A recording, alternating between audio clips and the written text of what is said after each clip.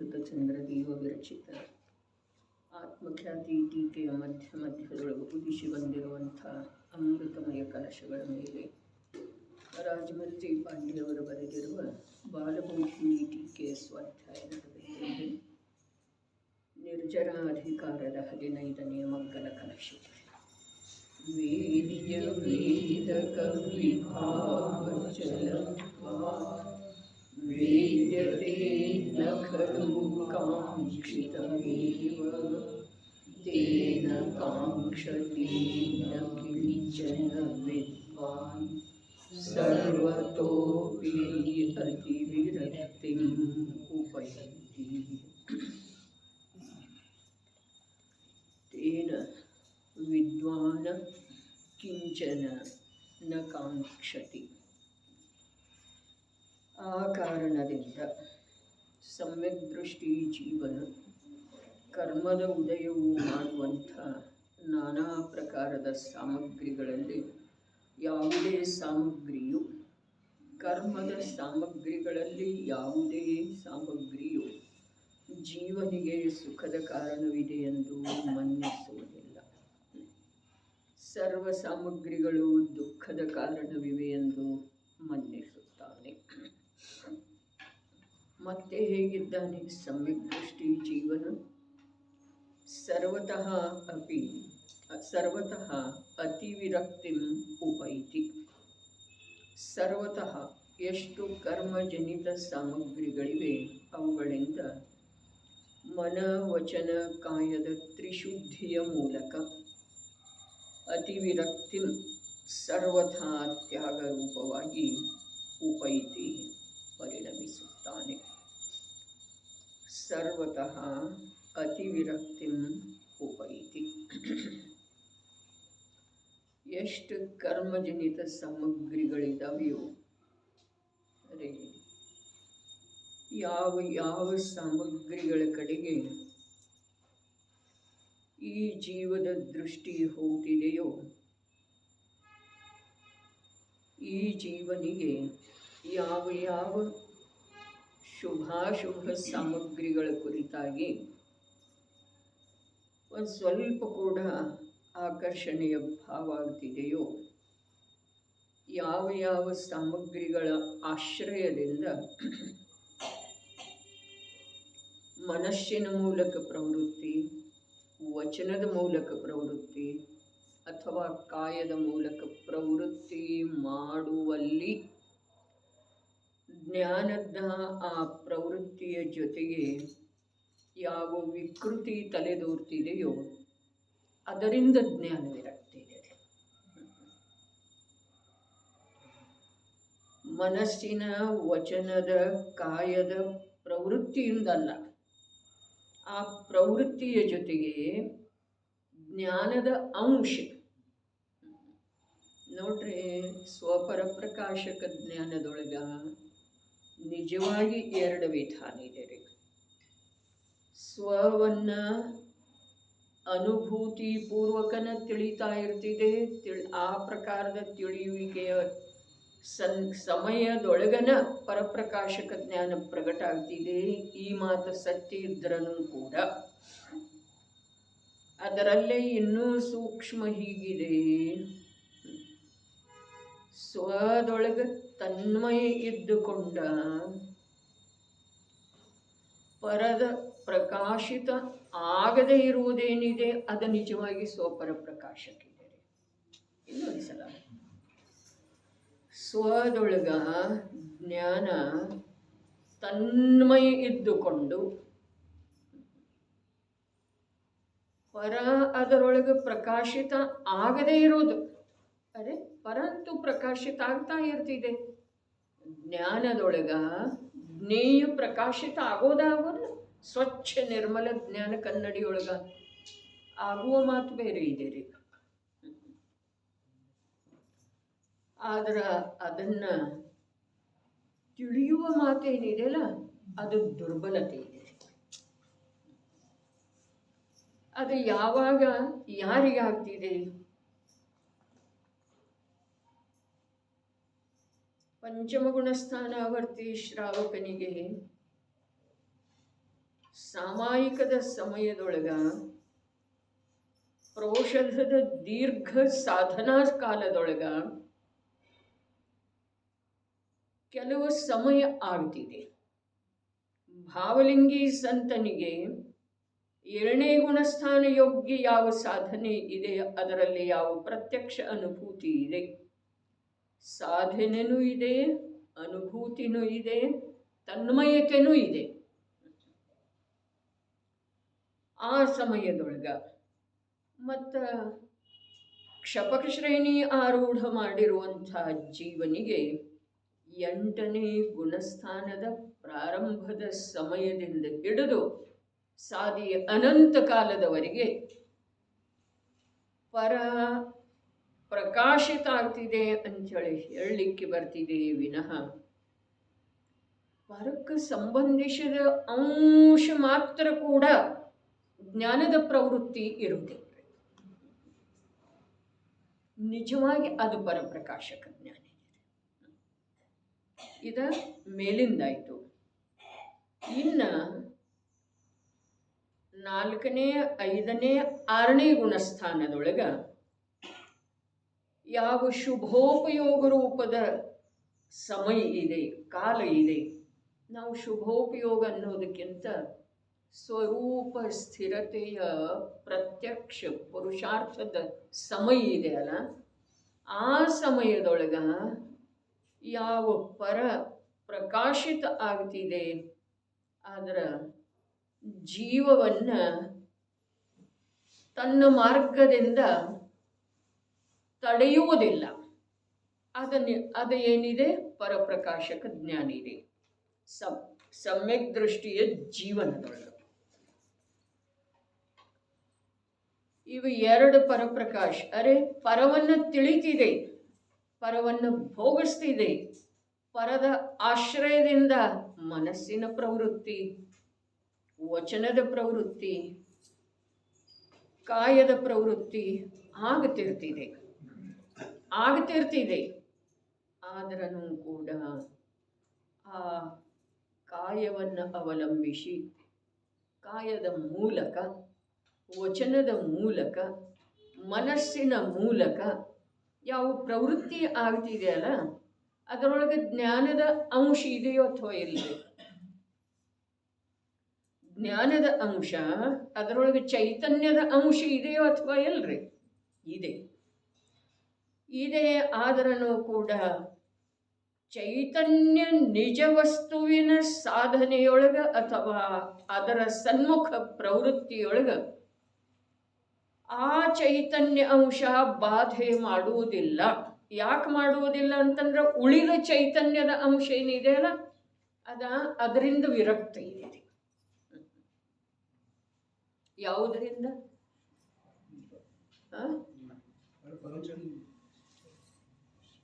ಮನ, ವಚನ, ಕಾಯ ಇವುಗಳ ಮಾಧ್ಯಮದಿಂದ ಯಾವ ಚೈತನ್ಯದ ಅಂಶ ಆತ್ಮಸಾಧನೆದ್ದನ ಕಾರ್ಯ ಮಾಡ್ತಾ ಇದೆ ಅಥವಾ ಅನಾದಿ ರೂಢಿಯ ಅನುಸಾರ ದೇಹದ ಕಾರ್ಯ ಮಾಡ್ತಾ ಇದೆ, ಸಂಯೋಗದ ಕಾರ್ಯ ಮಾಡ್ತಾ ಇದೆ, ಯುದ್ಧ ಮಾಡ್ತಾ ಇದೆ, ಧನ ಸಂಪಾದನೆಯ ಸಲುವಾಗಿ ವಿದೇಶದೊಳಗೆ ದೇಶಾಂತರದೊಳಗೆ ಹೋಗಿ ಪ್ರವೃತ್ತಿ ಮಾಡ್ತಾ ಇದ್ದಾನೆ ವ್ಯಕ್ತಿ.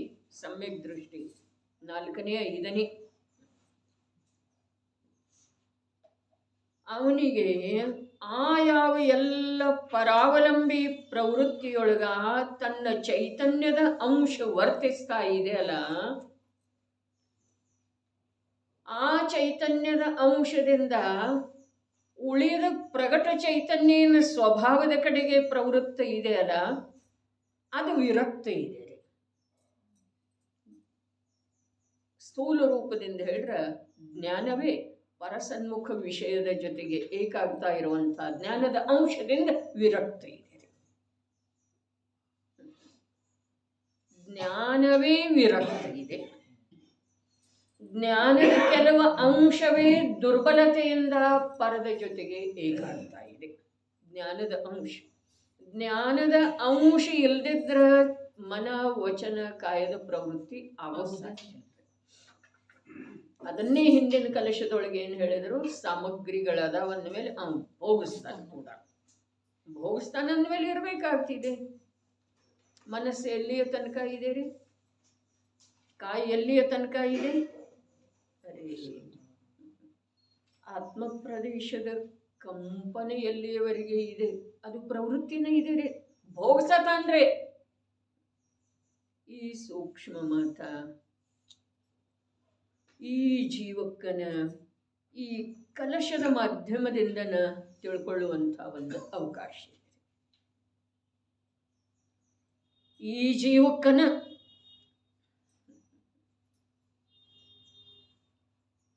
ಅದ್ಭುತ ಮಾತು. 13ನೇ ಗುಣಸ್ಥಾನದೊಳಗೂ ಕೂಡ ಶರೀರ ಯಾಕಿದೆ? ಅವನು ಭೋಗಿಸ್ತಾನಂತನೇ ಇದೆ. ಎಲ್ಲಿ ಭೋಗಿಸ್ತಾ ಇದ್ದಾನೆ? ಯೋಗದ ಕಂಪನದ ಮೂಲಕ ಭೋಗಿಸ್ತಾ ಇದ್ದಾನೆ. ಮನವಚನ ಕಾಯದ ಯೋಗ ಅಲ್ಲ, ಯೋಗ ಗುಣದ ಅಶುದ್ಧ ಪರ್ಯಾಯ. ಅದರ ಮೂಲಕ ಜೀವ ಭೋಗಿಸ್ತಾ ಇದ್ದಾನೆ. ಏನು ಭೋಗಿಸ್ತಾ ಇದ್ದಾನೋ? ಸಾಮಗ್ರಿಯನ್ನು ಭೋಗಿಸ್ತಾ ಇದ್ದಾನೆ. ಸಾಮಗ್ರಿಯನ್ನು ಭೋಗಿಸ್ತಾ ಇದ್ದಾನೋ ಅಥವಾ ಯೋಗ ಗುಣದ ಅಶುದ್ಧ ಪರ್ಯಾಯವನ್ನ ಹೊರ್ತಾ ಇದ್ದಾನ್ರಿ. ಭೋಗಿಸ್ತಾ ಇದ್ದಾನಂದ್ರೆ ಹೊರ್ತಾ ಇದ್ದಾನಂತೆ.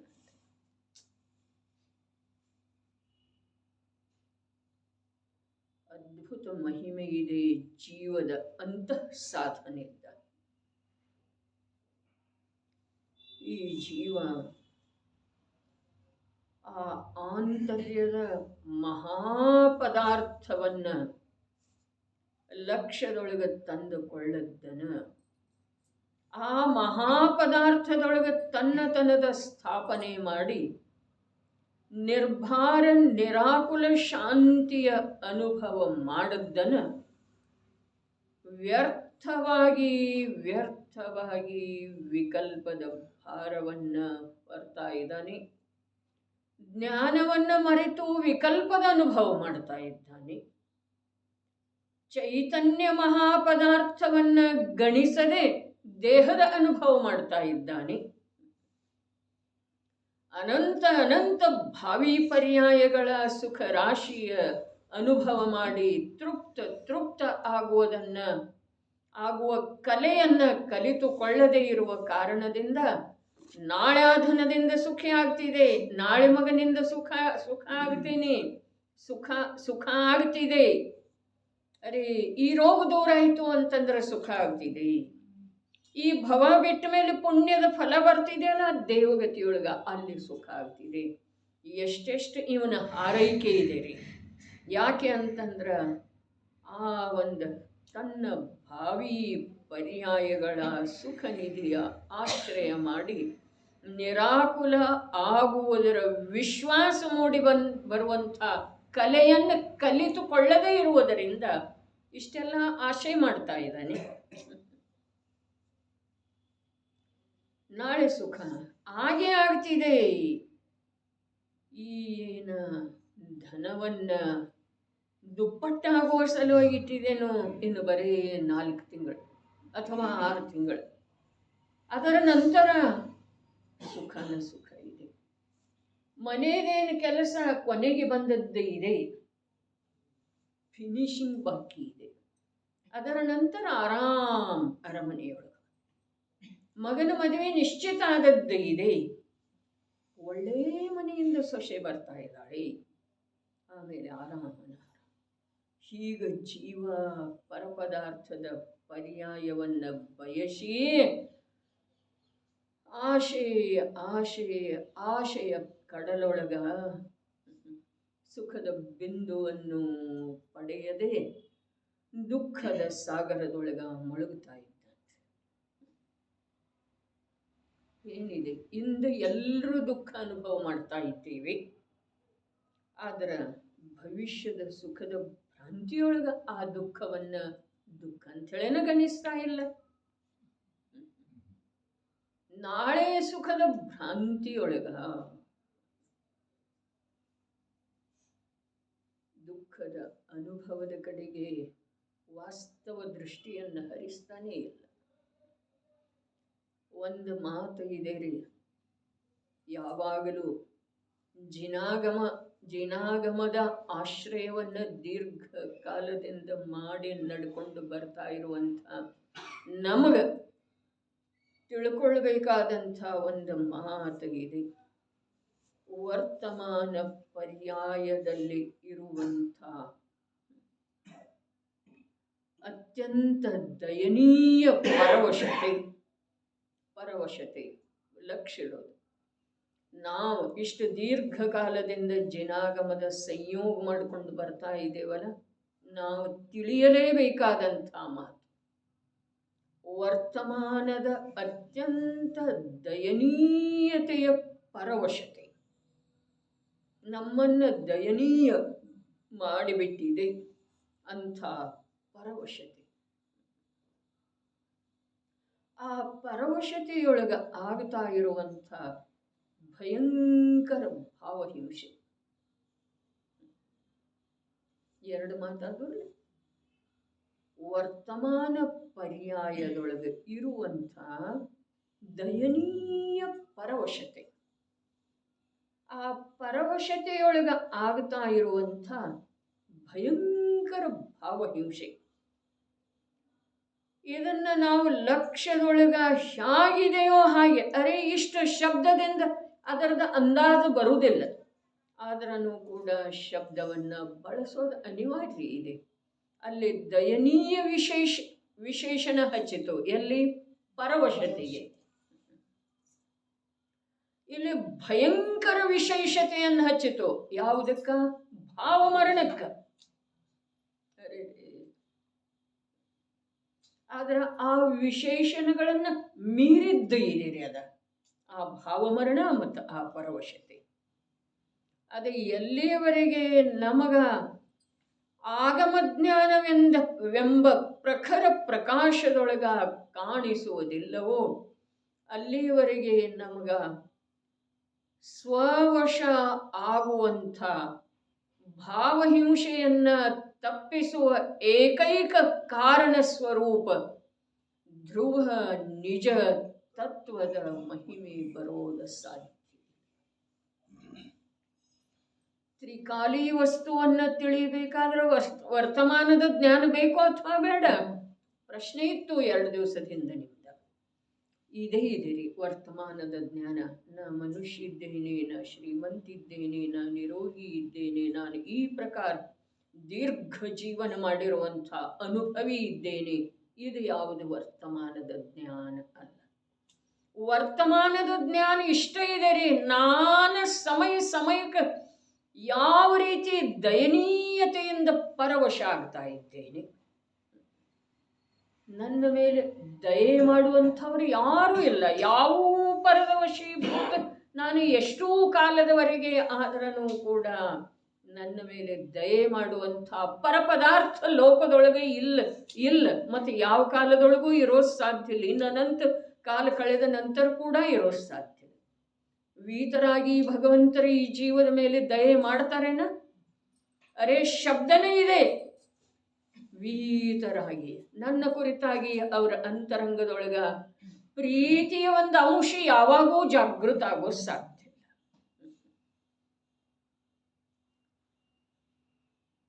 ಎಲ್ಲಿ ಪರವಶತೆ ಇದೆಯೋ ಅಲ್ಲಿ ಈ ಜೀವ ಪರದಿಂದ ಆಗುವಂಥ ನಿಷ್ಠುರ ಏಟವನ್ನ ಸಹನೆ ಮಾಡ್ತಾ ಇದ್ದಾನೆ. ಅದರ ಹೆಸರು ಭಾವ ಮರಣ ಇದೆ. ನಿಷ್ಠುರತೆಯಿಂದ ಪರ ನಮ್ಮನ್ನು ಸತತ ದಂಡಿಸ್ತಾ ಇದೆ. ಅದು ಏನಿದೆ ಅದುವೇ ಭಾವಹಿಂಸೆ. ಅತ್ಯಂತ ನಿಷ್ಠುರತೆಯಿಂದ. ಯಾಕೆ? ಅದೇನು ತಾನಾಗೇನ ಬಂದ ನಮ್ಮನ್ನು ದಂಡಿಸಲಿಲ್ಲ. ನಾವೇ ಅದರ ವಶ ಆಗ್ತಾ ಇದ್ದೇವೆ.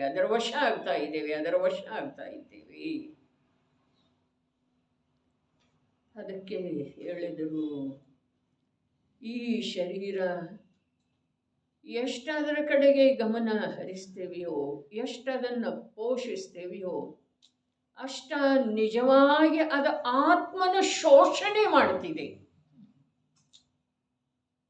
ಅದು ಸಂತುಷ್ಟ ಆಗೋದಿಲ್ಲ, ಅದು ಆತ್ಮನ ಶೋಷಣೆ ಮಾಡ್ತಿದೆ.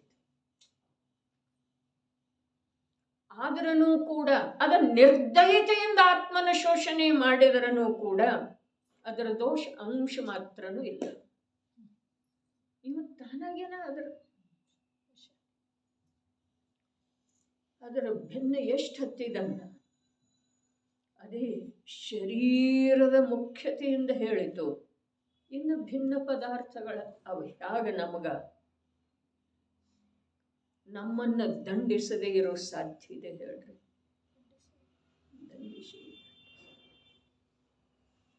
ಅಲ್ಲಿ ಆಗ್ತಿದೆಯಲ್ಲ ನಮ್ದು ಏನ ಭಾವಹಿಂಸೆ, ಭಾವ ಮರಣ. ಅದು ನಮ್ಮ ಲಕ್ಷ್ಯದೊಳಗೆ ಬಂತು. ನಮ್ಮ ಜ್ಞಾನಕ್ಕ ಎಂಥ ಜ್ಞಾನ? ಸಮ್ಯಕ್ ಜ್ಞಾನ ಬೇಕಾಗಿಲ್ಲ. ಆಗಮದ ಪ್ರಕಾಶದೊಳಗ ಹೊಳೆಯುವಂಥ ನಮ್ಮ ಜ್ಞಾನ ಈ ಎರಡನ್ನ ನೋಡಿತು ಅಂತಂದ್ರ ಕಾರಣ ಕಾರ್ಯ, ಒಂದು ಪರವಶತೆ ರೂಪದ ಕಾರಣ, ಒಂದು ಭಾವಮರಣ ರೂಪದ ಕಾರ್ಯ. ಇದನ್ನ ನೋಡಿತು ಅಂತಂದ್ರ ಅನಂತ ಕಾಲದವರೆಗೆ ತನ್ನನ್ನು ಯಾರು ಸಾಯಿಸುವ ಸಾಧ್ಯತೆ ಇಲ್ಲ. ಅಂಥ ಧ್ರುವ ಶಾಶ್ವತ ನಿತ್ಯ ಜ್ಞಾಯಕ ಅರೂಪಿ ಅರಸ ಅಗಂಧ ಅಸ್ಪೃಷ್ಟ ಅವ್ಯಕ್ತ ರೂಪದ ಸ್ವಭಾವದ ಆಶ್ರಯ ಮಾಡಿ ಅನಂತ ಅನಂತ ಅನಂತ ಅನಂತ ಕಾಲದವರೆಗೆ ಸುಖಿಯಾಗಿ ಹೋಗ್ತೀವಿ. ತ್ರಿಕಾಲಿಯ ಆಶ್ರಯ ಮಾಡಬೇಕಾದ್ರೆ ವರ್ತಮಾನದ ಏನು ನಡೆದಿದೆ ನಮ್ದು ಹಾಲತ್, ಅದನ್ನು ನಾವು ಸರಿಯಾಗಿ ತಿಳ್ಕೊಳ್ಳಿಕ್ಕೆ ಬೇಕು. ವಿಷಪ್ರಾಶನ ಮಾಡು ವೇಳೆದೊಳಗನ ನಾನು ಅಮೃತದ ಸೇವನೆ ಮಾಡ್ತಾ ಇದ್ದೇನೆ ಅಂಥೇಳಿ ಭ್ರಾಂತಿಯೊಳಗೆ ಎಷ್ಟು ಕಾಲ ಇರೋದ್ರಿ? ಇನ್ನು ಎಷ್ಟು ಕಾಲ? ಪ್ರಾಶನ ನಿರಂತರ. ವಿಷಮ ವಿಷಯ ವಿಷ ಬಹು ಕುಡಿದಿರುವೆ. ಭಜನೆ ಬರ್ತಿದ್ದೀರಿ?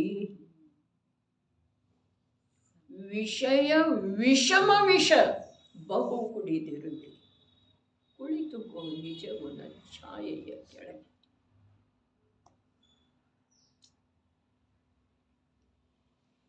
ಈಗ ಚೈತನ್ಯ ರೂಪದ ಅಮೃತವನ್ನ ಕುಡಿ. ಆದ್ರೆ ವಿಷ ಕುಡಿಕದೇನ ಅನ್ನೋದು ಜ್ಞಾನನೇ ಇಲ್ರಲ್ಲ. ಅರೆ ಭಗವಂತನ ಭಕ್ತನ ಸಲುವಾಗಿ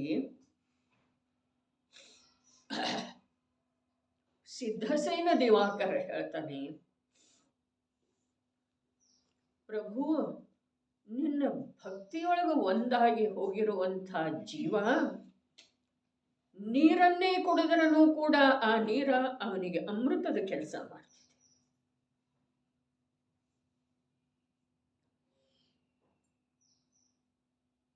ನೀರನ್ನ ಮತ್ತು ವಿಷವನ್ನೇ ಅಮೃತ ಅಂತ ಹೇಳಿ ತಿಳಿಯುವಂಥ ಮೂರ್ಖತನಕ್ಕೆ ಏನು ಮಾಡೋದ್ರಿ? ಭಕ್ತಿಯಿಂದ ಅವನಿಗೆ ಮೋಕ್ಷ ಮಾರ್ಗದೊಳಗ ಮುಂದುವರಿಲಿಕ್ಕೆ ಅವಕಾಶ ಸಿಗ್ತಿದೆ. ಭಕ್ತಿ ಎಂದರೆ ಅದರ ಆ ನಿಜವಾದ ಭಕ್ತಿಯ ಸ್ವರೂಪ ನಮಗ ತಿಳಿದು ಬರೋದು ಬಹಳ ಕಠಿಣ ಇದೆ. ಭಕ್ತಿಯೊಳಗೆ ಏನಿದೆ? ಭಕ್ತಿಯೊಳಗೇನಿದೆ? ಭಕ್ತಿ ಅಂದ್ರ ಇಂಥದ್ದೊಂದು ಮಧ್ಯದ ಮಾರ್ಗ ಇದೆ ಅಥವಾ ಮಧ್ಯದ ಸ್ವರೂಪ ಇದೆ. ಅದನ್ನು ರಾಗ ಅನ್ಲಿಕ್ಕೂ ಬರೋದಿಲ್ಲ, ಅದು ವೀತರಾಗನೂ ಅಲ್ಲ. ಅದನ್ನ ರಾಗ ಅಂದ್ರ ಅಜ್ಞಾನಿ ರೀ, ಅದನ್ನ ವೀತರಾಗತೆ ಅಂದ್ರ ಅಮೂರ್ಖನ ರೀ. ಆದ್ರೆ ಅದು ಮಧ್ಯದ ಇಂಥದ್ದೊಂದು ಸ್ಥಾನ ಇದೆ. ಪುರುಷಾರ್ಥಿ ಜೀವವನ್ನ, ಇದು ಶಬ್ದ ಬೇಕ್ರಿ, ಅದು ಮಧ್ಯದ ಇಂಥದ್ದೊಂದು ಅದ್ಭುತ ಸ್ಥಾನ ಇದೆ. ಪುರುಷಾರ್ಥಿ ಜೀವವನ್ನ ರಾಗದೊಳಗೆ ಬೀಳ್ಗೊಡುವುದಿಲ್ಲ.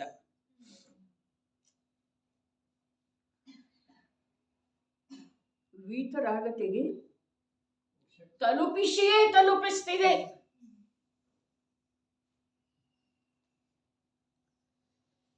ಒಂದು ಕ್ಷಣ,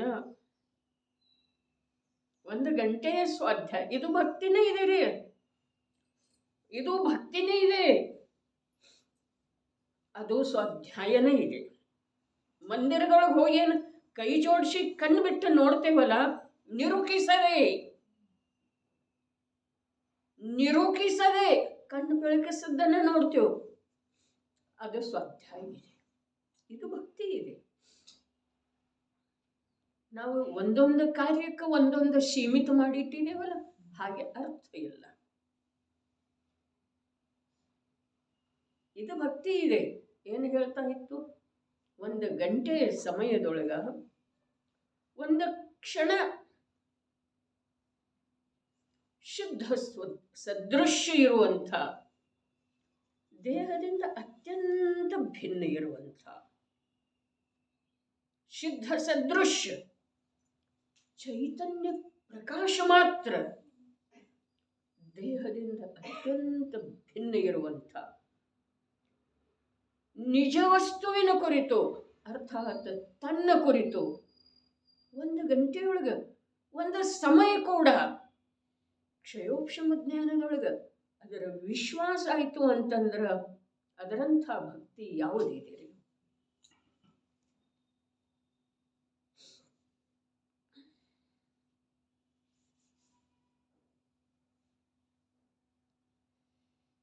ನಿರ್ಜರೆ ಆಗುವುದಿಲ್ಲ, ಅಲ್ಲಿ ಅದರ ಬಂಧ ಆಗುವುದಿಲ್ರಿ. ಯಾರು ತಿಳಿಯೋರ? ಯಾರು ನೋಡ್ತಾರೋ? ಯಾರ್ದು ನೋಡೋದ? ತನ್ನನ್ನು ನೋಡೋದ್ರಿ, ತನ್ನೊಳಗಿಂದ ನೋಡೋದು. ಅವರು ತಿಳಿತಾರೆ ಅಂಥೇಳಿನ ಸಮ್ಯಕ್ ದೃಷ್ಟಿ ಜೀವ ಯಾವಾಗೂ ತನ್ನನ್ನ ಶುದ್ಧರಿಗಿಂತ ಕಮ್ಮಿ ಗಣಿಸೋದೇ ಇಲ್ರಿ. ಬೇಕಾದ್ದಾಗಲಿ ಜೀವನದೊಳಗ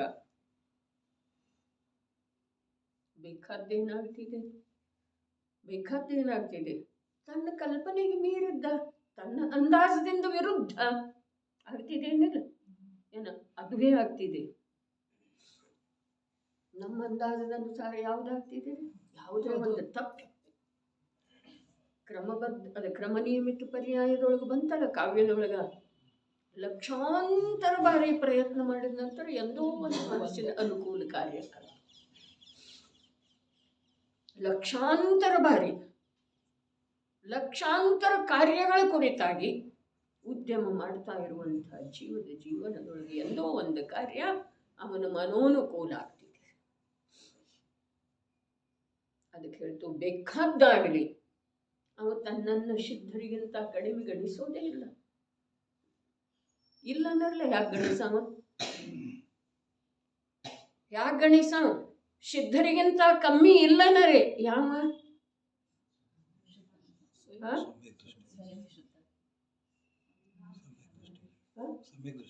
ಸಮ್ಯಕ್ ದೃಷ್ಟಿ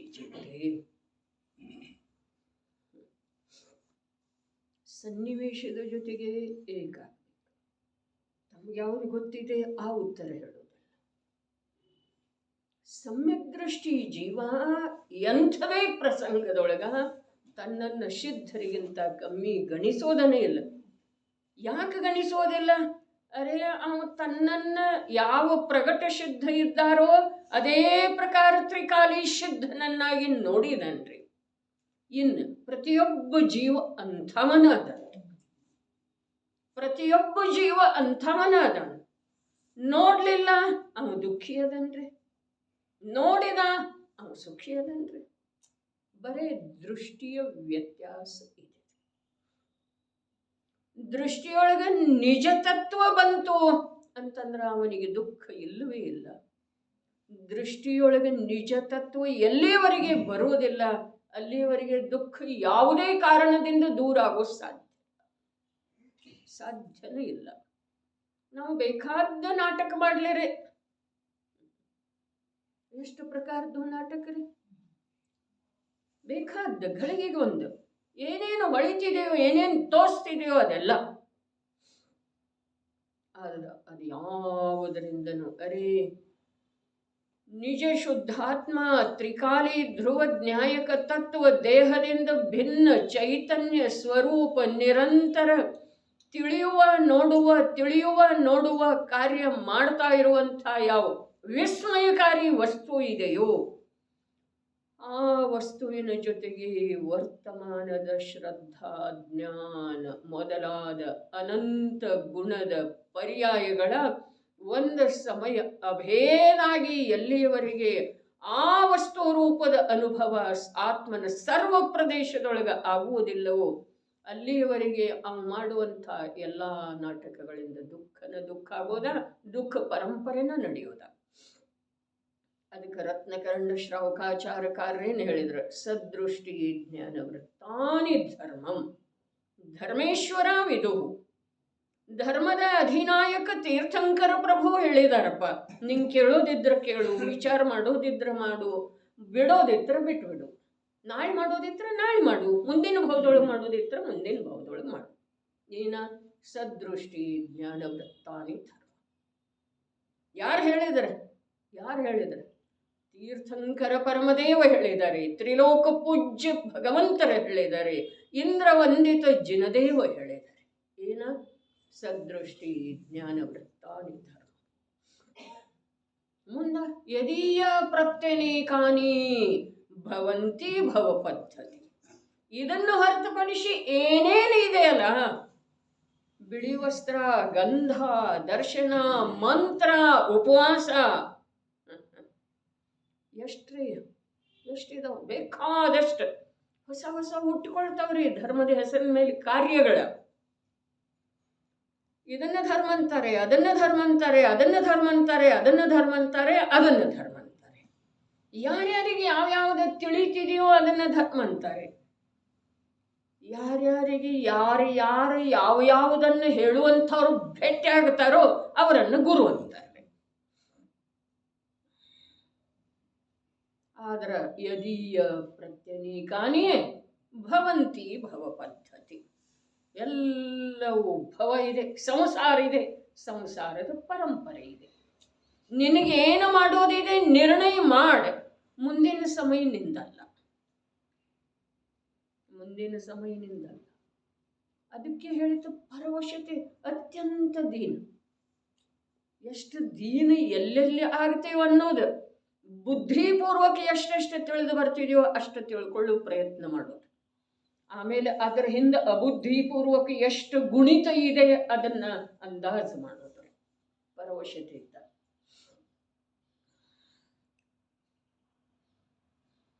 ಎಷ್ಟು ಭಾವಮರಣ. ಅಲ್ಲಿ ಹೇಳಿದ್ರ ನಿಗೋದದ ಮಾತು ಏನ? ಪ್ರಚುರತೆ. ಇಲ್ಲೇನಿದೆ ರೀ? ಏನಿದೆ? ಅದೇ ಇದೇನು ಬೇರೆ ಏನ್ರಿ ಇದೆ? ಅಲ್ಲಿ ಸ್ವತಂತ್ರ ದೇಹ ಇರಲಿಲ್ಲ, ಇಲ್ಲಿ ದೊಡ್ಡ ದೊಡ್ಡ ಮನಿ ಅದಾವ್ರಿ. ಅದರಿಂದ ಏನಾಯ್ತು? ಆತ್ಮನಿಗೆ ಏನಾಯ್ತು ಅದರಿಂದ?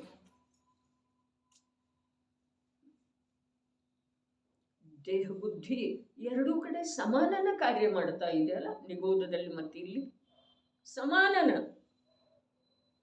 ಪರವಶತೆ ಅಂದ್ರೆ ಸಮಾನನ ಇದೆ ಅಂದಮೇಲೆ ಭಾವಕಲಂಕದೊಳಗೆ ವ್ಯತ್ಯಾಸ ಆಗಬೋದ್ರಿ.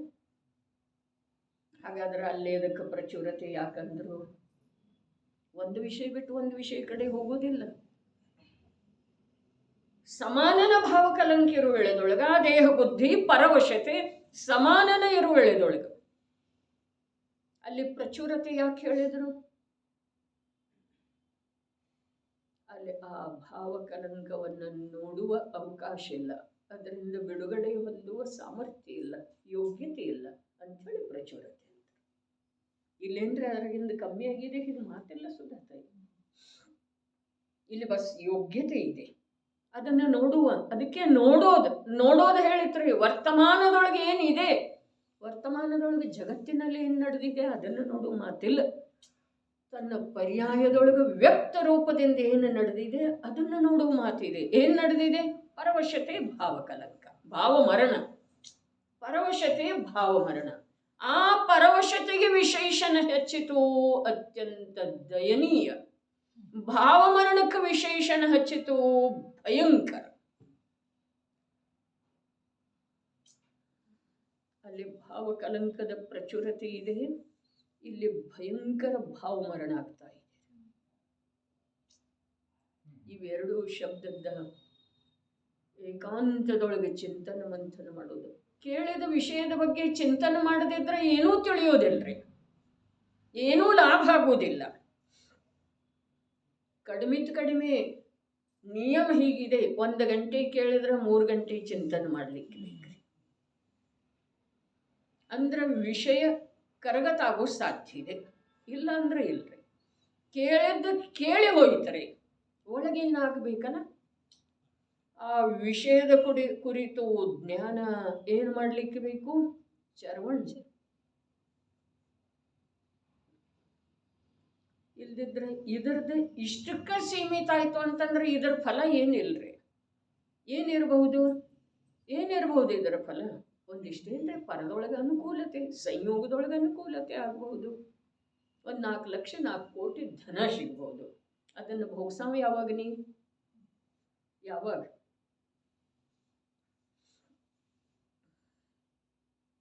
ಧನ ಎಷ್ಟೆಷ್ಟು ಬೆಳೀತಿದೆಯೋ ಅಷ್ಟಷ್ಟು ಪ್ರತಿಕೂಲತೆ, ರೋಗ ಮೊದಲಾದವುಗಳು ಕೂಡ ಬೆಳೀತಾ ಇರ್ತವೆ. ಭವಿಷ್ಯದ ದುಃಖ ಮೊದಲಾದವು ಕೂಡ ಅಗಣಿತ ರೂಪದಿಂದ, ಅಸಂಖ್ಯ ಗುಣಿತ ರೂಪದಿಂದ ಬೆಳೀತಾ ಇರ್ತವ್ರಿ. ಅದಕ್ಕೆ ರಾಜಚಂದ್ರ ಹೇಳಿದ್ರು, ಧನವು ಮೇನಧಿಕಾರ ಬೆಳೆದರೆ ಬೆಳೆಯಿತೇನದು ಬೇಳಿ. ಅರೆ, ಅವುಗಳ ಬೆಳವಣಿಗೆ ಏನಿದೆ? ಈ ನರದೇಹದ ಅಪಜಯವಿದೆ. ಅಪಮಾನ ಅನ್ನಿಸ್ಬೇಕ್ರಿ ಹೊರಗಿಂದ ಬೆಳೀತು ಅಂತಂದ್ರೆ. ಆದರೆ ಅದ್ರೊಳಗೆ ಎಷ್ಟು ಮಹಿಮಾ ಅನ್ನಿಸ್ತಿದೆ, ಎಷ್ಟು ಸನ್ಮಾನ, ಎಷ್ಟು ದೊಡ್ಡ ತನ್ನಷ್ಟಕ್ಕೆ ತಾನೇ. ಯಾರು ನಮ್ಮನ್ನು ದೊಡ್ಡವರು ಅನ್ಲಿ ಬಿಡ್ಲಿ, ಯಾರು ಅನ್ನೋದು ಪ್ರಶ್ನೆ ಇಲ್ಲ, ನಾನು ತಿಳಿತೇನೆ. ಆದ್ರೆ ಅನಂತ ಜ್ಞಾನಿಗಳು ಹೇಳಿದ್ರೆ, ನೀ ಸಿದ್ಧರಷ್ಟು ದೊಡ್ಡವಿದ್ದೀಯಪ್ಪ, ನೀ ಸಿದ್ಧರಷ್ಟು ಪರಿಶುದ್ಧ ಇದ್ದಿ. ಅದು ನಮ್ಮ ಲೆಕ್ಕಕ್ಕನ ಬರ್ತಾ ಇಲ್ಲ, ನಮ್ಮ ಬುದ್ಧಿಯೊಳಗೆ ಪ್ರವೇಶನ ಮಾಡ್ತಾ ಇಲ್ಲ, ನಮ್ಮ ಕರ್ಣದೊಳಗೆ ಪ್ರವೇಶನ ಕೀಲು ಹಾಕಿದ್ದೆ ಇದೇರಿ ಕಿವಿಯೊಳಗೆ ನಡೀರಿ. ಎಷ್ಟು ಕರ್ಮಜನಿತ ಸಾಮಗ್ರಿಗಳಿವೆ. ಅರೆ, ಸರ್ವತಃ ಅತಿವಿರಕ್ತಿಂ ಉಪೈತಿ. ಎಷ್ಟು ಕರ್ಮಜನಿತ ಸಾಮಗ್ರಿಗಳಿವೆ, ಅವುಗಳಿಂದ ಹೇಳಿದ್ರು ನೋಡ್ರಿ, ಮನ ವಚನ ಕಾಯದ ತ್ರಿಶುದ್ಧಿಯ ಮೂಲಕ. ಮನ ವಚನ ಕಾಯ ಇವು 3ರ ಶುದ್ಧಿಯ ಮೂಲಕ. 3ರ ಶುದ್ಧಿ ಏನ? ವಚನ ಮಧುರ ಮಾತಾಡ್ತಾನೆ, ಹೀಗೆಂದ್ರೆ ವಿಚಾರ ತತ್ವದ್ದು ಮಾಡ್ತಾನೆ. ಶರೀರದ ಪ್ರವೃತ್ತಿ ಸೂಕ್ಷ್ಮ ಜೀವಗಳಿಗೆ ಬಾಧೆ ಆಗದೆ ಇರುವ ಹಾಗೆ ಮಾಡ್ತಾನೆ, ಹೀಗೆಂದ್ರೆ ತ್ರಿಶುದ್ಧಿ. ಅವುಗಳ ಕುರಿತ ಶುದ್ಧಿ ಅಂದ್ರೆ ಏನು? ಅರ್ಥಾತ್ ಅವುಗಳ ಜೊತೆಗೆ ತನ್ನ ಚೈತನ್ಯದ ಅಂಶ ಏನ ಏಕಾಗ್ತಾ ಇದೆಯೋ ಅದರಿಂದ ವಿರಕ್ತ ಇದೆ, ಉಳಿದ ಚೈತನ್ಯದ ಅಂಶ. ವಿರಕ್ತ ಯಾಕಿದೆ ಅಂತಂದ್ರೆ, ಉಳಿದ ಚೈತನ್ಯದ ಅಂಶ ಧ್ರುವ ಚೈತನ್ಯ ಸ್ವಭಾವದ ಜೊತೆಗೆ ಪ್ರೀತಿ ಮಾಡ್ತಾ ಇದೆ, ಅದರ ಜೊತೆಗೆ ಅಭೇದತೆಯನ್ನು ಸಾಧಿಸ್ತಾ ಇದೆ. ಅದರ ಅಭೇದತೆ ಯಾವಾಗ ಆಗ್ತಿದೆ? ಆ ಚೈತನ್ಯದ ಅಂಶ ಕೂಡ ಅಲ್ಲಿಂದ ಬಂದಾಗ ಇಲ್ಲಿ ಅಭೇದ ಆಗುತ್ತೆ. ತಿಳಿತೇನ್ರಿ? ನೀ ಹೋದ್ರೆ ಹೋಗಿ, ನಾನು ನನ್ನ ಮನೆಗಿರ್ತೇನೆ ಅಂಥೇಳಿ ಇಲ್ರಿ. ಅಲ್ಲಿ ಹ್ಯಾಗೆ ಸಾಧ್ಯ ಇದೆ ಹೇಳ್ರಿ? ಹ್ಯಾಗೆ ಸಾಧ್ಯ ಇದೆ? ಇಲ್ಲವೇ ಇಲ್ಲ. ಅದರಿಂದ ವಿರಕ್ತಿರೋದು ಯಾವ ಪ್ರಕಾರ? ಮಾತೇ ಮಗು ತಪ್ಪು ಮಾಡಿದ ನಂತರ ಮಾತಾಡೋದಿಲ್ಲ, ವಿರಕ್ತ ಇರ್ತಾಳ್ರಿ. ಬರೀ ಶಬ್ದದ ಅರ್ಥ ತಿಳ್ಕೊಳ್ಳೋದು ಅಷ್ಟ, ಅಲ್ಲಿ ಭಾವವನ್ನು ತಿಳ್ಕೊಳ್ಳೋದಿಲ್ಲ. ಮಾತೇ ಮಗು ತಪ್ಪು ಮಾಡಿದ ನಂತರ ವಿರಕ್ತ ಇರ್ತಾಳೆ, ಊಟಕ್ಕೆ ಕೊಡುವುದಿಲ್ಲೇನ್ರಿ? ಪ್ರೀತಿ ತೋರಿಸೋದಿಲ್ಲ, ತಿಳಿತೇನ್ರಿ? ಊಟಕ್ಕನೂ ಕೊಡ್ತಾಳೆ, ಎಲ್ಲಾನು ಮಾಡ್ತಾಳೆ. ಕುಡುಕ ಮಗ ಇದ್ದ ಅಂತಂದ್ರ ವೃದ್ಧ ತಾಯಿ ಮಾಡ್ತಾಳೇನಿಲ್ರಿ? ಬಾಯಿಲೆ 10 100 ಬೈಗಳ ಬೈದ್ರನು ಕೂಡ ಮತ್ತೆ ಊಟಕ್ಕೆ ಹಾಕತಾಳ್ರಲ್ಲ, ಹಾಕ್ತಾಳೇನು? ಆದ್ರೂ ಕೂಡ ವಿರಕ್ತ ಅದಾಳ್ರಿ. ಅಂದ್ರೆ ಏನ? ಪ್ರೀತಿ ಇಲ್ಲ, ಅಪನತ್ವ ಇಲ್ಲ, ಬರ್ತಾ ಇಲ್ಲ ಒಳಗಿಂದ. ಅದೇ ಪ್ರಕಾರ ಚೈತನ್ಯದ ಪ್ರಕಟ ಚೈತನ್ಯದೊಳಗೆ 2 ವಿಭಾಗ ಆಗಿದೆನಾ? ಏನ? ಒಂದು ಪರದ ಜೊತೆಗೆ ಒಲವು ಇಟ್ಕೊಂಡಿದೆ, ಇನ್ನ ಸ್ವಲ್ಪ ಸ್ವಲ್ಪ ಒಂದೊಂದು ಅಂಶ ಸಮಯಕ್ಕೆ ಈ ಕಡೆ ಬಂದು ಸೇರ್ತಾ ಇದ್ದಾವೆ. ಆದ್ರೆ ಇನ್ನೂ ಸ್ವಲ್ಪ ಕೆಲವು ಅಂಶ ಅದಾವ್ರಿ. ಎಷ್ಟದವ ಅಂಶ? ಎಷ್ಟದವ? ಅಸಂಖ್ಯಾತ ಲೋಕ ಪ್ರಮಾಣ ಅದಾವ್ರಿ. ಯಾವಾಗ ಅವೆಲ್ಲ ಬರೋ ಇದು ಎಷ್ಟೆಷ್ಟು ಇಲ್ಲಿ ಸ್ವಭಾವದಲ್ಲೇ ಆಸಕ್ತಿ ಇದೆಯೋ, ಅಲ್ಲಿಂದ ವಿರಕ್ತಿ ಇದೆಯೋ, ಅಷ್ಟಷ್ಟ ಅವು ಕ್ರಮದಿಂದ ಬರ್ತಾ ಹೋಗ್ತವೆ. ಎಲ್ಲ ಯಾವಾಗ ಏಕತ್ರಿತ ಆಗ್ತಾವಲ್ಲ, ಅವಾಗ ಏನಾಗ್ತಿದೆ? ನಿರಾಕುಲ ಶಾಂತಿ ಆಗ್ತಿದೆ. ಎಲ್ಲಿ? ಆತ್ಮ ಪ್ರದೇಶದೊಳಗೆಲ್ಲ, ಆತ್ಮನ ಅನಂತ ಗುಣಗಳಲ್ಲಿ ಏನಾಗ್ತಿದೆ? ಶಾಂತಿಯ ಸಂವೇದನ ಆಗ್ತಿದೆ. ಇದು ಸಾಧನ ಇದೆ, ಇದು ನಿರ್ಜರ ಇದೆ. ಜ್ಞಾನ ತನ್ನ ದೋಷವನ್ನ ತಾನು ತಿಳಿಯೋ ಸಾಧ್ಯತೆಯೇನಿಲ್ಲ. ನಮ್ದು ಕೂಡ ನಮ್ಮ ಜ್ಞಾನ ಇನ್ನೂ 2 ವಿಭಾಗ ಆಗಿಲ್ಲ ಅದರಲ್ಲಿ. ಆದ್ರೆ ನಮ್ಮ ದೋಷವನ್ನ ನಮ್ಮ ಜ್ಞಾನ ತಿಳಿತಿದೇನಿಲ್ರಿ? ಬೇಕಾದ್ರೆ ದೋಷ ಸಂಭವಿಸಿದ ನಂತರ ತಿಳಿಬಹುದು. ನಾ ಸುಳ್ಳು ಹಾಗೆ ಮಾತಾಡಿದ್ವಿ. ನಾ ಹೋಗಲೇಬಾರ್ದಾಗಿತ್ತು, ನಾ ಹೋಗದಿದ್ರೆ ಇದ್ಯಾವುದು ಆಗ್ತಿರ್ಲಿಲ್ಲ. ಇದು ಆಗಿ ಹೋದ ನಂತರ ತಿಳಿಯುವ ಮಾತ್ರ. ನಡೆದಿರೋ ವೇಳೆದೊಳಗನ್ನು ತಿಳಿತಿದೇನಿಲ್ರಿ? ದೋಷ ನಡೆದಿರೋ ವೇಳೆದೊಳಗ ತಿಳಿತಿದೇನಿಲ್ರಿ? ಹಾಗಾದ್ರೆ ನಮ್ಮ ಜ್ಞಾನದೊಳಗಾದ ಸಾಮರ್ಥ್ಯ ಇದೆ ಅನ್ನೋದು ನಿಶ್ಚಿತ ಆಯಿತು. ಯಾವ ಸಾಮರ್ಥ್ಯ ಇದೆ? ತನ್ನ ದೋಷವನ್ನು ತಾನು ತಿಳಿಯೋದು. ಯಾವಾಗ? ದೋಷರೂಪ ಪ್ರವೃತ್ತಿ ಆಗ್ತಾ ಇರೋ ವೇಳೆದೊಳಗ ತಿಳಿಯುವ ಯಥಾರ್ಥ ಶಕ್ತಿ ಬಿಟ್ಟು ಹೋಗಿಲ್ಲ, ಸಂಪೂರ್ಣ ಕಳೆದು ಹೋಗಿಲ್ರಿ. ದೋಷರೂಪದ ಪ್ರವೃತ್ತಿ ನಡೆದಿರೋ ವೇಳೆದೊಳಗ ದೋಷವನ್ನು ತಿಳಿಯುವ ಶಕ್ತಿ ಏನಿದೆನಾ, ಅದುವೇ ಜ್ಞಾನದ ಶಕ್ತಿ. ಯಾವುದೇ ಆಗಿದೆ ಹಾಗೆ ತಿಳಿಯಿತು. ಮಿಥ್ಯಾದೃಷ್ಟಿ ನಮ್ದ ಹೇಳ್ತಾ ಇದ್ದೇವೆ, ನಾವೇನು ಸಮ್ಯಕ್ ದೃಷ್ಟಿ ಅಲ್ರಲ್ಲ.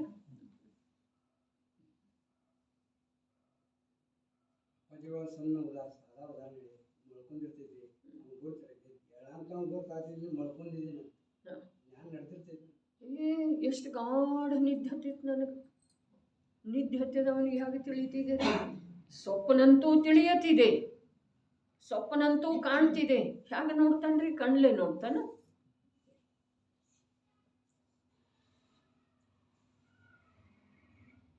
ಜ್ಞಾನದ ತಿಳಿಯುವ ಸಾಮರ್ಥ್ಯ ಎಂಥದೇ ಅವಸ್ಥೆಯೊಳಗ ಅರೆ ವಿರುದ್ಧ ಪ್ರವೃತ್ತಿ ಮಾಡ್ತಾ ಇರೋ ವೇಳೆದೊಳಗೂ ಕೂಡ ಅದು ಎಲ್ಲ ಸಾಮರ್ಥ್ಯ ವಿರುದ್ಧದೊಳಗೆ ಒಂದಾಗಿ ಹೋಗಿಲ್ಲ. ಅದು ಭೂಮಿಕೆಗೆ ಅನುಸಾರವಾಗಿ ಸ್ವಲ್ಪರೇ ತನ್ನತನವನ್ನು ಕಾಯ್ಕೊಂಡನೇ ಇದೆ. ಆದ್ರೆ ಅದರ ಕಡೆಗೆ ಎಲ್ಲಿಯವರೆಗೆ ಸ್ವಯಂ ದೃಷ್ಟಿ ಹರಿಸುವುದಿಲ್ಲವೋ ಅಲ್ಲಿಯವರೆಗೆ ದೋಷ ನಿರ್ದೋಷತೆಯ ಜ್ಞಾನ ಆಗೋದೇನೇ ಇಲ್ರಿ. ದೋಷದ ಜ್ಞಾನ ಆಗದ ವಿನಃ ನಿರ್ದೋಷತೆಯ ಮೂಲಕ ದೋಷದ ತ್ಯಾಗ ಆಗುವ ಕಾರ್ಯ ಸಂಭವಿಸುತ್ತೆ. ಏನು ಹೇಳಿದ್ರಿ ಇಲ್ಲಿ? ಎಷ್ಟು ಇವು ನಮಗೆ ಅನ್ವಯಿಸ್ತಾವೇನಿಲ್ರಿ? ಇದೇನು ಹೇಳ್ತಾ ಇದ್ದಾರೆ? ಈ ವಚನ ನಮ್ಮ ಜೀವನದೊಳಗೆ ನಾವು ರೂಢಿಸಿಕೊಳ್ಳಿಕ್ಕೆ ಪ್ರಯತ್ನ ಪೂರ್ವಕ ತಂದುಕೊಳ್ಳಿಕ್ಕೆ ಬರ್ತಿದ್ದೇವೆ ಅಥವಾ ಇಲ್ರಿ? ಇದು ಸಮ್ಯಕ್ ದೃಷ್ಟಿ ಮಾತಿದೆ. ಸಮ್ಯಕ್ ದೃಷ್ಟಿ ಆಗುವ ಸಲುವಾಗೇನೋ ಮಾತು ಇದೆ ರೀ, ಬೇರೆ ಇಲ್ಲಲ್ಲಿ. ಮೋಕ್ಷಗಾಮಿ ಜೀವ ಏನು ಮಾಡ್ತಾನಲ್ಲ ಅದನ್ನ ಸಮ್ಯಕ್ ದೃಷ್ಟಿ ಮಾಡ್ತಾನೆ. ಸಾಕ್ಷಾತ್ ಮೋಕ್ಷದ ಪ್ರಾಪ್ತಿ ಯಾರಿಗೆ ಆಗೋದಿದೆಯಲ್ಲ ಅವೇನು ಮಾಡ್ತಾ ಇದ್ದಾನಲ್ಲ ಅದನ್ನೇ ಇವು ಮಾಡ್ತಾನೆ. ಮತ್ತು ಇದನ್ನೇ ಸಮ್ಯಕ್ತ್ವ ಯೋಗ್ಯ ಜೀವ ಮಾಡ್ತಾನೆ.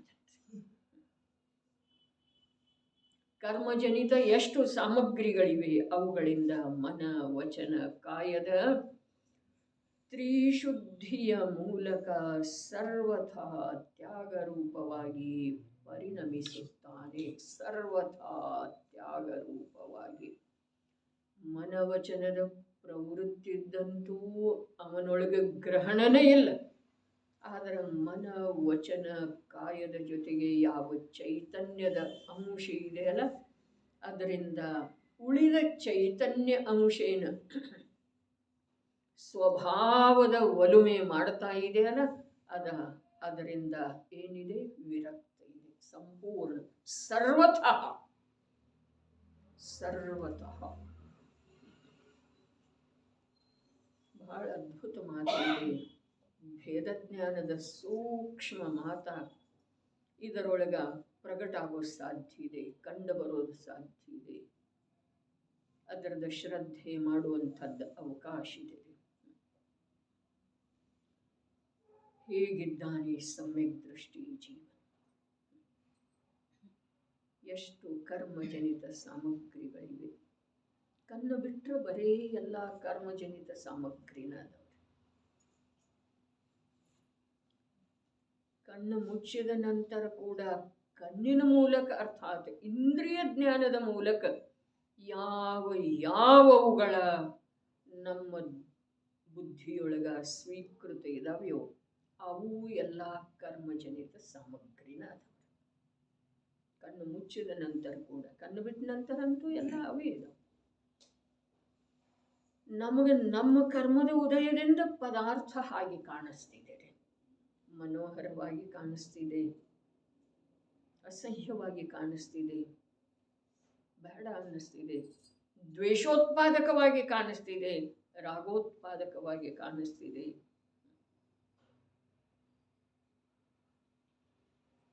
ಪದಾರ್ಥ ಹೇಗಿದೆ ಹಾಗೆ ಕಾಣಿಸೋದನ್ನೇ ಇಲ್ಲ. ಯಾಕೆ? ದೃಷ್ಟಿಯೊಳಗನ ವಿಪರೀತತೆ ಇದೆ. ವಿಪರೀತತೆ ಅಂದ್ರೆ ಏನ? ವಿಪರೀತತೆ ಅಂದ್ರೆ ಏನು? ವಿಪರೀತತೆ ಅರ್ಥಾತ್ ಪರ್ಯಾಯವನ್ನು ನೋಡುವಂಥ ದೃಷ್ಟಿ. ವಿಪರೀತತೆ ಅರ್ಥಾತ್ ಪರ್ಯಾಯವನ್ನು ನೋಡುವಂಥ ದೃಷ್ಟಿ. ವಿಪರೀತತೆಯ ಅರ್ಥಾತ್ ಇಂದ್ರಿಯದ ಮಾಧ್ಯಮದಿಂದ ನೋಡುವಂಥದ್ದು ರೂಢಿ. ಎರಡೂ ವಿಪರೀತ. ಅದಕ್ಕೆ ಇಂದ್ರಿಯ ಜ್ಞಾನನ ಅಲ್ರಿ, ಜ್ಞಾನನ ಅಲ್ಲದ. ಅಂದ ಜ್ಞಾನ ಅಲ್ಲ ಅಂದ್ರೆ ಅದೇನಿದೆ? ಜ್ಞಾನದಿಂದ ವಿಪರೀತ ಇದೆ ರೀ. ಪಂಚಾಸ್ತಿಕದಲ್ಲಿ ಬರುತ್ತಲ್ಲ, ಇಂದ್ರಿಯ ಕಡೆ ಹತ್ತಿದ ತಕ್ಷಣ ಸುಟ್ಟು ಹಗ್ಗದ ಥರ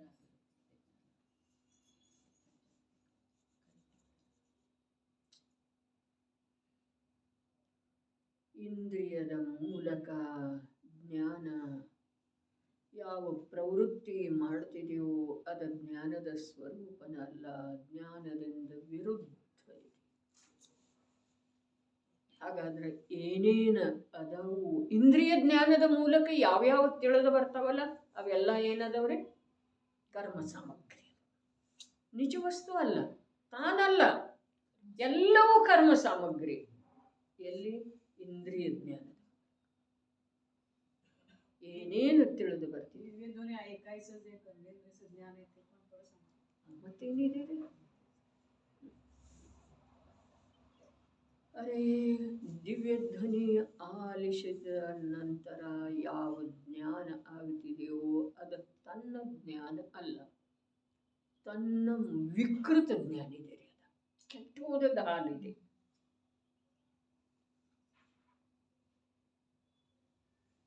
ದಿವ್ಯ ಧ್ವನಿ ಕೇಳ್ತಾ ಇರೋ ವೇಳೆದೊಳಗ ಶಬ್ದ ಕರ್ಣದ ವಿಷಯ ಆದ್ರೂ ಕೂಡ ಜ್ಞಾನಮಯ ವಸ್ತು, ನಿಜ ವಸ್ತು, ಪರ್ಯಾಯಾತೀತ ಯಾವ ಅಖಂಡ ಜ್ಞಾನ ಮಾತ್ರ ಇದೆ, ಆ ಜ್ಞಾನದ ಕಡೆಗೆ ಯಾವುದು ಪ್ರವೃತ್ತಿ ಮಾಡ್ತಿದೆಯೋ ಅದು ನಿಜವಾಗಿ ದಿವ್ಯ ಧ್ವನಿಯನ್ನು ಕೇಳ್ತಾ ಇದೆ.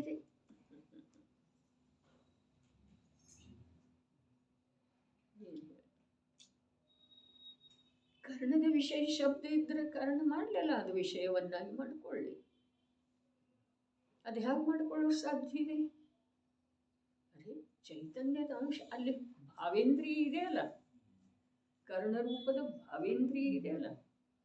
ಆದ್ರೆ 5 ಪ್ರಕಾರದ ಭಾವೇಂದ್ರಿಯದೊಳಗ ಪ್ರವೃತ್ತಿ ಮಾಡ್ತಾ ಇರುವಂಥ ಜ್ಞಾನ, ಆ ಭಾವೇಂದ್ರಿಯ ಅಲ್ಲದನ್ನ ಕೆಲವು ಅಂಶ ಅದರದ್ದು ಇದೇನಿಲ್ರಿ, ಇರ್ಕಬೇಕ್ರಿ, ಇರ್ಕಬೇಕು ಅಂಥೇಳಿನ ಒಂದೊಂದು ವಿಷಯದ ಮುಖ್ಯತೆ ಮಾಡಿದಾಗ ಅದಿದ್ದದ ಸಾಮರ್ಥ್ಯ ಅಲ್ಲಿ ಓಡಿ ಬರ್ತಿದೆ ರೀ. ಒಂದೊಂದು ವಿಷಯದ ಮುಖ್ಯತೆ ಮಾಡ್ತೇವೆ, ಅದಕ್ಕೆ ಲಬ್ಧುಪಯೋಗೋ ಭಾವೇಂದ್ರಿಯ. ಲಬ್ಧಿ ಮತ್ತು ಉಪಯೋಗ.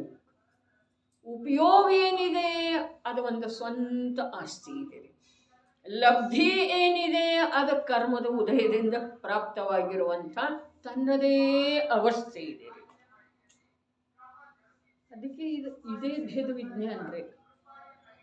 ದೇಹ ಮತ್ತು ಆತ್ಮನೊಳಗ, ಸಂಯೋಗ ಮತ್ತು ಜೀವನೊಳಗ ಭೇದ ವಿಜ್ಞಾನ. ಅದು ಭೇದ ವಿಜ್ಞಾನನಲ್ಲ, ಭೇದ ಇದೆ, ಅದರೊಳಗೆ ಎಂಥ ವಿಜ್ಞಾನ ಬಂತ್ರಿ. ಇದು ಜಡ ಪುದ್ಗಲಮಯ ಇದೆ, ಪರಮಾಣುಗಳ ಸಮೂಹ ಇದೆ. ಅದು ಚೈತನ್ಯ, ಅಖಂಡ ಚೈತನ್ಯ ವಸ್ತು ಇದೆ. ಇದರೊಳಗೆ ವಿಜ್ಞಾನ ಎಲ್ಲಿ ಬಂತು? ಇದು ಆಗಮದೊಳಗೆ ಹೇಳಿದ್ದನ್ನೇ ಇದರಲ್ಲಿ ಇಲ್ಲೆಲ್ಲಿ ಭೇದ ವಿಜ್ಞಾನ ಬಂತು?